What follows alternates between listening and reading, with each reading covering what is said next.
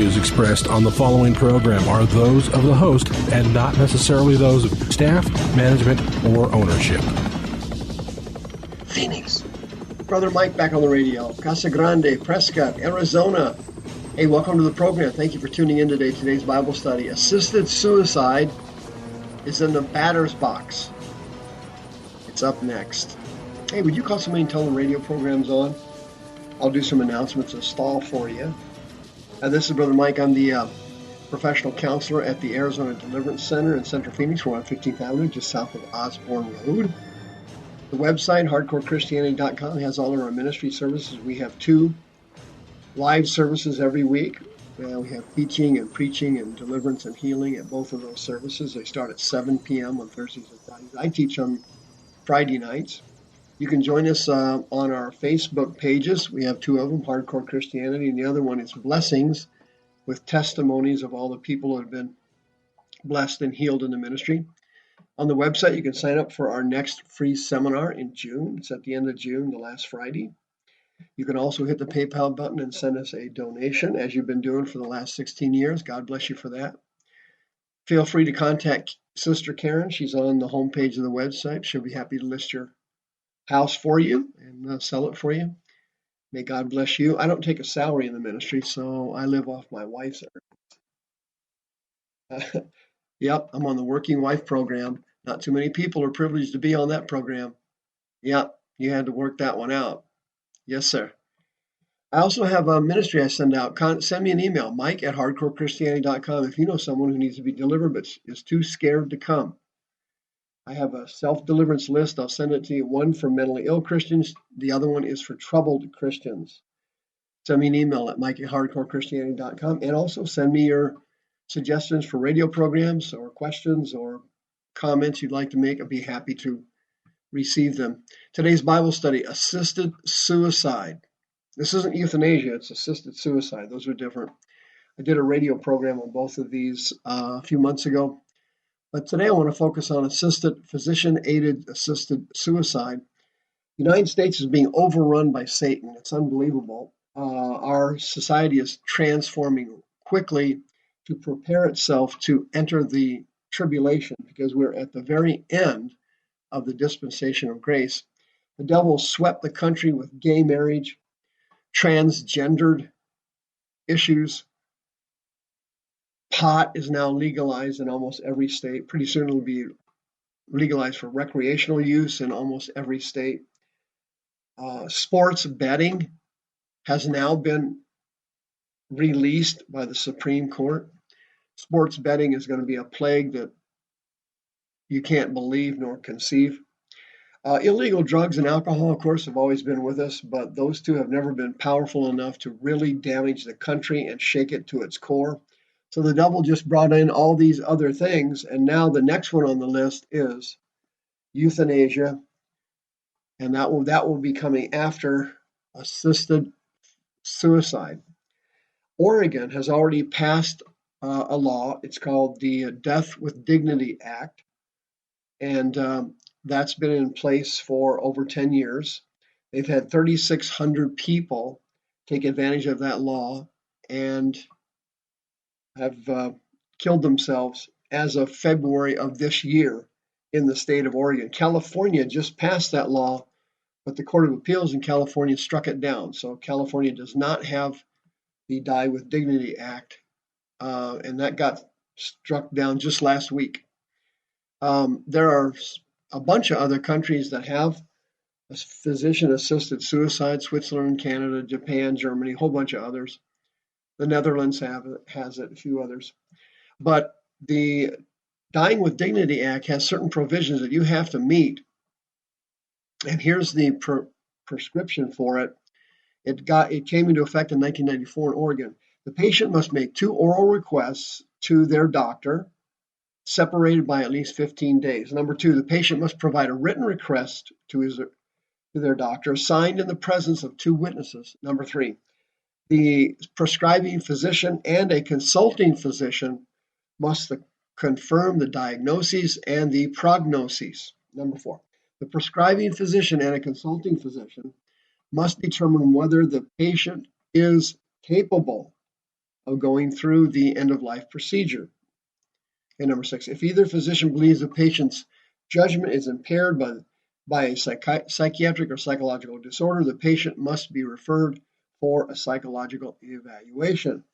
Number 7, and they must be 18 years of age or older, a resident of Oregon, and they must be capable to make decisions and communicate healthcare decisions.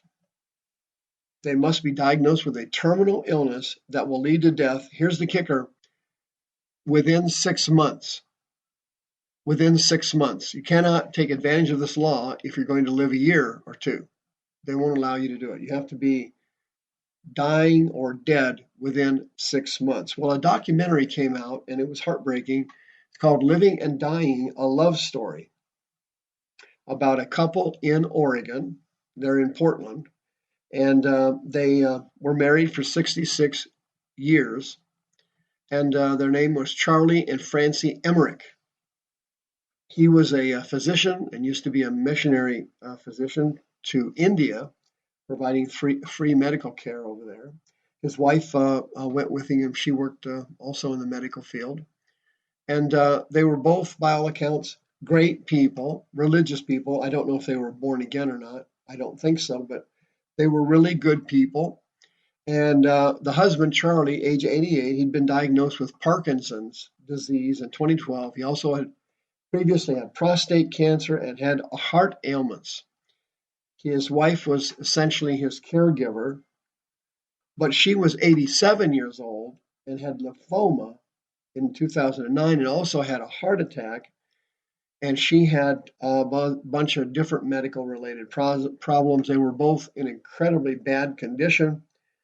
They had 3 children and grandchildren, the usual scenario. And they both were madly in love and had been together for 66 years. So they both decided to die together. This was the first time that it had ever happened under this new law. It's not new anymore, the current law in Oregon.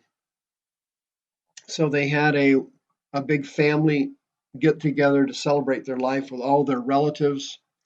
And they sat down and worked out a goodbye message to their family, and they went through the requirements of the law, which I just read to you, and they fulfilled all those requirements. They got the doctors to say that they would both probably be dead within 6 months.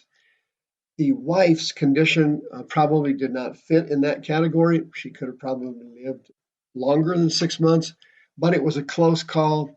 So the doctors gave her a break and said, yeah, we can do this. She can go. He's definitely going within 6 months. Let's just throw her into the mix and fix this thing for him. And so they did. They wrote up the reports saying that her heart condition was so severe that she would probably be gone within 6 months. And to get this law to work, you have to work the doctors around to the point where they would agree to sign these forms, even if it isn't true. Let's say the person had 8 months to 12 months to live. Let's say the doctors look at it and go, well, what's the difference? It's just another 6 months of debilitation. It's another 6 months of suffering. Let's just go ahead with it, and so on. And the documentary goes through the spiritual concept of this, the issues of suicide being sinful, suicide among Christians, self-inflicted death among God and people and different things. Really kind of a very interesting documentary. I was hurt when I watched it. It was painful. I felt so sorry for these people, and I could understand them. This concept of dying with dignity, from a rational standpoint, it does have some merit. And the problem that I have with these laws, as you can imagine, is the potential abuse of them. The potential abuse of them. Because as you know, every law, no matter what it is, always gets abused. In this particular case, if you abuse this law, it's over. In this Death with Dignity Act, they are required to die in a certain way. So what they did was they videotaped both of them taking the medication, that would kill them. The wife died within 15 minutes. The husband died about an hour later. And then it shows the bodies being removed from their apartment, shows the family sitting, standing, crying, and they did not have a funeral. Both of them had donated their bodies to medical research. Well, the Bible does not clarify this issue, and it is painful because there's been several assisted suicides attempted in the Old Testament. As you can imagine, Samson asked God to give him an assisted suicide when he was pinned between the pillars of the Philistines. God granted his request and gave him his strength back. Samson tore the temple down and died with 3,000 other enemies of Jehovah. In Acts 16, Paul stopped a prison guard from murdering himself because he thought the prisoners had been lost, and it was better to kill yourself than face death under the Roman law. There's other parts. Samuel, for example, chapter 31. Saul asked his armor bearer to provide him with assisted suicide, and he wouldn't do it. So Saul fell on his sword because he feared dying at the hands of his enemies. He didn't want to be tortured before he was killed, so he killed himself. As you know, Ahithophel, in the Old Testament, 2 Samuel 17, he murdered himself. He went home and hung himself when he saw that his plot to take over failed, and he didn't want to face his enemies and be court-martialed, so to speak, and executed by them. Of course, 1 Kings chapter 16, King Zimri murdered himself. He burnt down his palace, and he burnt to death in the palace when he found out his plot had been betrayed by the soldiers. But the most famous one, of course, is Judas. He murdered himself. We don't exactly know why Judas did it. But if you know someone that is going through end-of-life issues and they're a born-again Christian, they're eligible for free counseling services at the Arizona Deliverance Center, 602-636-5800. They must be a born-again Christian to receive the counseling services. Before you make this decision, let's run this thing past the Lord and see what his final decision and words on it are. Assisted suicide by physicians is not in the Bible, so we have to use our wisdom, and counseling session certainly couldn't hurt. 602-636-5800. The views expressed on this program are those of the host and not necessarily those of staff, management, or ownership. This program was sponsored by Michael W. Smith.